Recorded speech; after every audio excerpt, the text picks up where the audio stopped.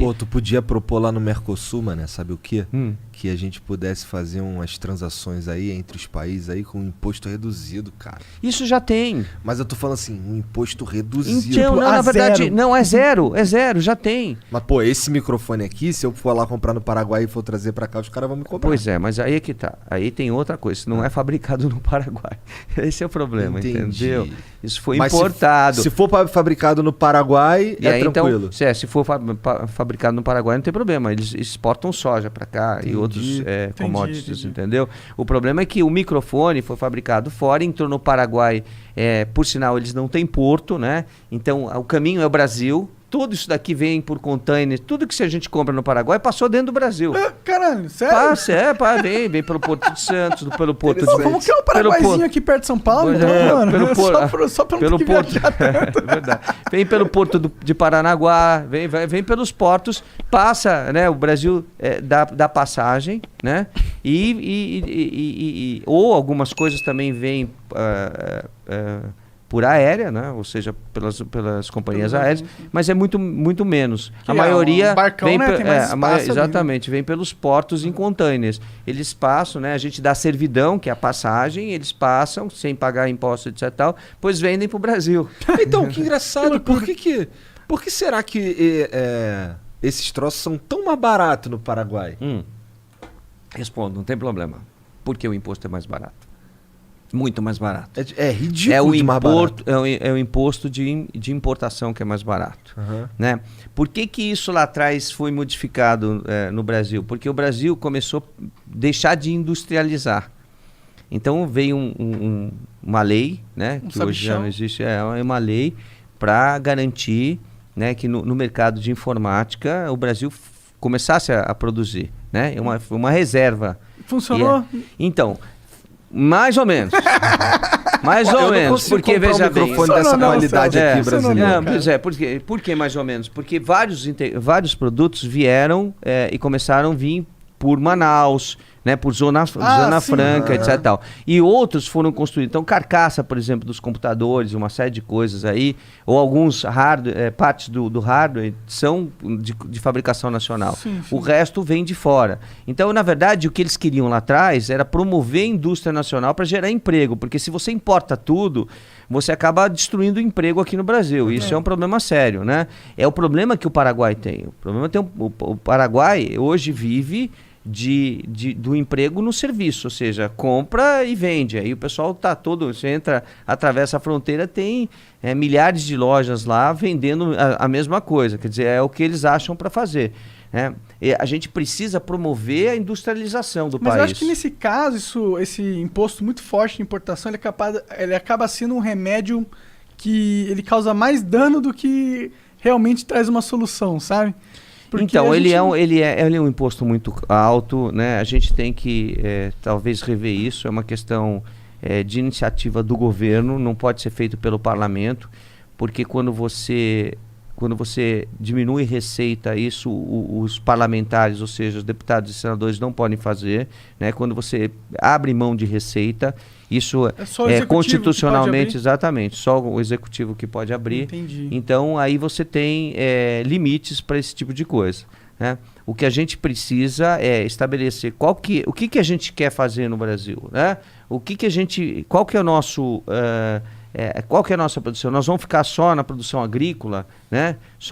É esse o nosso mercado? É o que a gente vai trabalhar, ou a gente também quer ter indústria? Então, se a gente não tivesse segurado, hoje em dia a gente talvez não tivesse nem indústria de carro aqui no Brasil. Então, tem um lado bom, tem um lado que atrasou um pouco o desenvolvimento do país. O grande problema com esse imposto aí especificamente, e a gente já vai poder mudar de assunto, é que, tem tecnologias que elas não existem no Brasil, e aí eu sou obrigado a pagar cara, não é nem tecnologia. Outro dia eu comprei um boneco de um francês usado no eBay, e aí ele chegou no Brasil 2 vezes, porque a primeira vez ele foi parar em Goiás, nem sei porque eu morava em Curitiba. Aí voltou, paguei de novo pro cara mandar, aí o correio entregou certo lá em casa, só com com imposto, aquele boneco não existe no Brasil, era usado e eu ainda paguei uma grana de imposto, fiquei muito puto, cara, com todo respeito.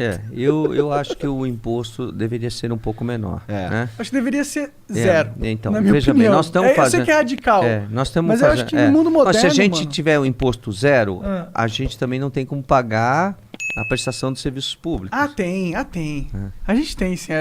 Quando o Brasil quiser arranjar dinheiro, ele consegue, assim. Tem muita gente com dinheiro então, aí. Mas acontece que os serviços públicos vêm do imposto que é pago internamente. Não de importação, né? Não. A questão da importação, vamos considerar o seguinte, a gente precisa Sabe fazer... o que a gente tinha que fazer, na minha opinião? Igual a China.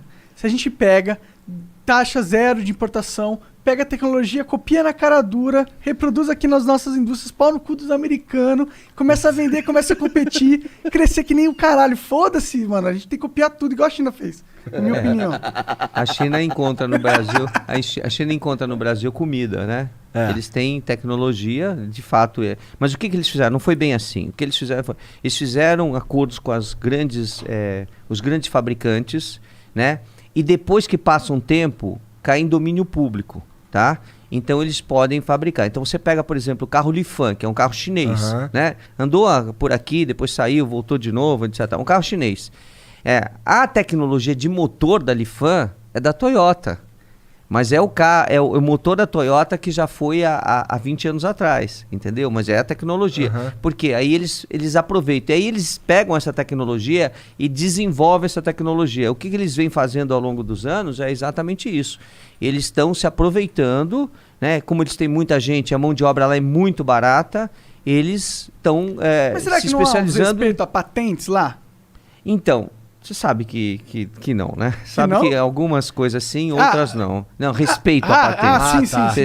Se essa foi a respeito. Não, eu falei desrespeito, mas ok. Sim. Sim, foi a mesma coisa que você está falando. Existe um desrespeito a determinadas patentes, sem dúvida nenhuma. Isso não foi bom? Existe uma discussão se propriedade intelectual existe. Pois é. Se ela é respeitada, digamos assim. Ela existe, a lei existe, mas... A lei existe, mas será que é um conceito válido? Será que ele não impede o desenvolvimento humano muito fortemente? Então, a gente precisa... Para isso, a gente precisa de acordos internacionais que tenham segurança jurídica, né? Essa é uma esfera que a gente ficar falando aqui horas e horas, mas o que eu posso dizer é o seguinte, o Brasil respeita as patentes. O Brasil respeita. Sim. E o Brasil só quebrou patente com os remédios genéricos, porque o preço dos remédios é muito grande. Não dá para você aceitar determinadas coisas. Tem medicamentos para o câncer, né? Por exemplo, câncer de esôfago, de laringe, que uma ampola custa R$80 mil. Porra!